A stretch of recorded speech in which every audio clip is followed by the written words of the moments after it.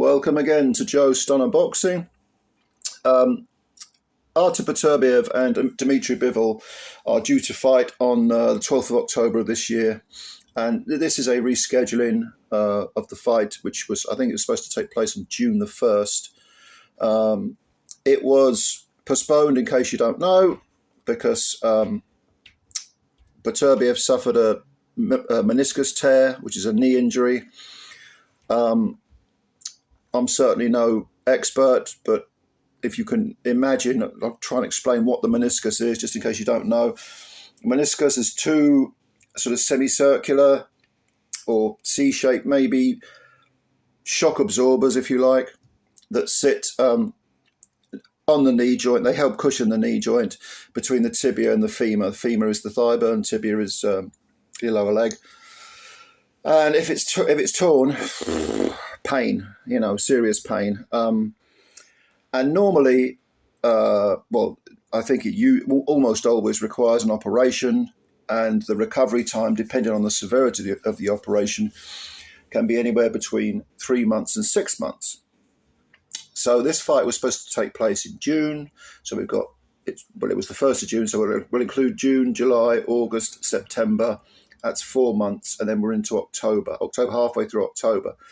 So 4.5 months since the injury and the rescheduled fight date. Now, a lot of people have said, have asked me anyway, what does this do to Beterbiev's chances? And at the risk of sounding, so bloody obvious, it's not going to do him any good, is it? Because, again, is the meniscus tear going to be healed? Is there a chance the fight could be postponed a second time because he's not ready? And most importantly of all, how much time has it given him, even if the injury has healed fully? Well, there's a doubt about that, but even if it has, how much time has it given him to prepare, not just to become physically fit, but fighting fit, to sort out exactly, to sharpen his skills, sort out what he's going to do. I don't like the sound of this. And also, Beterbiev is 39. I'm not sure if he'll be 40 when he fights Bivol. I'm not sure of his exact birth date, but he's certainly 39 at the moment. And although he is a very big, intimidating, caveman, tough guy, without question, a very, very tough man. 20 wins and 20 KOs, you know what I mean? Says it all, really. And it's against good men as well. There's been some good men there. He did last fight in January, where he beat up Callum Smith in 7 rounds, stopped him in 7 rounds. And Smith is a big lad, and he's a good game guy, but he just had no answer to the sheer pressure that Beterbiev puts on. Beterbiev, I think he's got very, very underrated skills. People see him as just a banger, someone who comes forward and smothers you and, drowns you, basically. And I can understand why he has that reputation, because he does fight that way.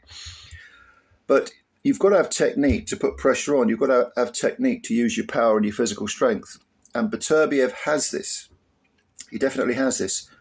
And a big part of his technique, as with any boxer, is his footwork. And if this injury is not fully healed, or if he's psychologically got some sort of question in his mind about whether it could re-injure, or whether it's not fully healed, or whether just the memories of having the injury. I'm not saying he does, but if he does, how's that going to affect him psychologically? Because he needs both his legs to be in perfect working order, so that he can put all this pressure, this controlled, very educated pressure, onto a guy who moves beautifully and boxes very, very well, defensively very good. And of course, that's DMITRY BIVOL. Now, Bivol is also, as you probably know, undefeated in 23 with 12 KOs. He scored his first stoppage win in, I think, several years, because he had a string of unanimous decisions over 12 rounds. It's about 6 or 7 fights, I think, over 12 rounds, maybe more, maybe about 9 fights. And he stopped Malik Zinad. This was in Riyadh, which is where the Undisputed fight is going to take place. He stopped him back in June, I think it was. And that was in 6 rounds. And so that's the first stoppage. And yeah, there's no doubt about it. You know, that's a nice little bit of work to get between. His previous fight was back in the last year, on December, that massive blockbuster card again in Riyadh, where he won a 12-round decision over Lyndon Arthur. Floored Arthur along the way, but couldn't stop him. And then, so Zunad is a nice way of keeping busy. That was a good little fight. 6 rounds, you know, you do a camp, you get ready, you sharpen your skills. And without injuries, he's been on it, you know, preparing for Beterbiev, because he must know that Beterbiev, at the very least, is an extremely difficult fight for him. Now, this is not the first time he's faced someone who is a big, powerful, good pressure fighter. Maybe not as good as Beterbiev, but still a real threat. And that was in 2022, back in November 2022, when he fought Gilberto Ramirez, Zurdo. And Ramirez was huge. He was undefeated in 44 fights. But Bivol comfortably outboxed him. I don't think he lost more than 2 or 3 rounds. I can't remember the exact scores. I think it was like a 116, 112, 117, 111, that sort of area. Very comfortably outboxed him. And prior to that, of course, he beat Canelo over 12 rounds. So the 12-round boxing distance, not surviving, winning those individual little contests, this is something that Bivol is very, very good at. Very good at. And he's used to, I was going to say soaking up pressure, but it's more a case of avoiding pressure, of controlling pressure. He's very, very good. He's got brilliant feet, orthodox fighter. He's 33 himself, so he's not a spring chicken, but he's very well preserved at 33. 6 foot tall. People, I think, because they see Beterbiev as being this caveman, they think he dwarfs Bivol. He doesn't. Bivol is not the biggest of light heavies, and definitely Beterbiev is a big light heavy. But in terms of dimensions, I think they're roughly the same, about 6 foot tall, same wingspan, you know. So I see this injury for Beterbiev as definitely diminishing his chances. There are many, many question marks that now hang above his head, or the fight in general, because of that injury. And also, let's be honest here, now Beterbiev at almost 40 is still having to make 175. And there have been signs in the past. I mean, I'm thinking of the Anthony Yard fight, which was early in 2023. There have been signs that you know, making the weight might be difficult for him, because he was fighting as a heavyweight, not a super heavyweight, but a heavyweight as an amateur. And at 40, especially if you're inactive, I don't mean, well, inactive certainly if you're fighting, but also if you've got an injury which prevents you from working out and keeping the weight off and keeping your weight down so that you can make the stipulated weight, that's difficult to take that weight off. So that's another question mark.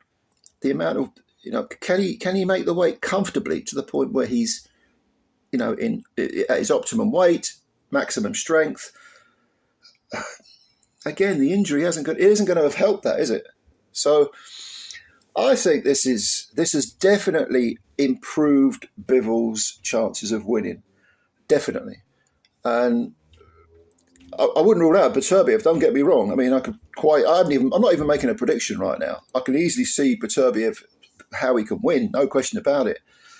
But the injury, the time off, the recovery period, whether the injury is healed, all these things create definitely one gigantic question mark hanging over Beterbiev.